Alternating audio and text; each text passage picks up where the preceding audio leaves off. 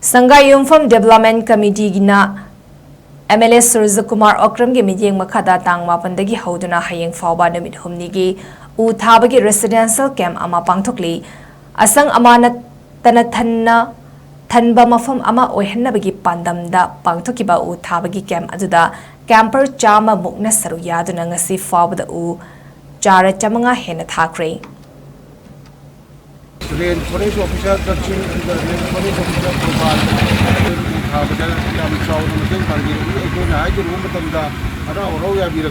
visual forest officer की instruction Makhada Makoina Darkar Laibo Zara Kudumakto Sudo Birapa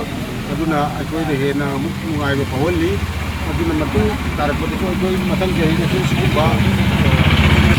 Makhana Hababa Labaga Chuba roadside Yam Sang lady I do pumping a state I could Darkar Laibo Matamda Matan Jay and Mosa Mari Lena Zara President Hana Bohol Zagani Duga Taru Pambition say Hina Mafu Papa Pambi Mum Hana with the Mata Yampana Kajin Kochingana greenhouse that's in the Siman to the level of Pumana Home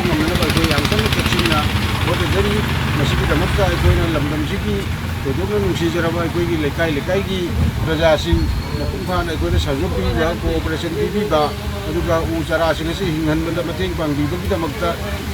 when I side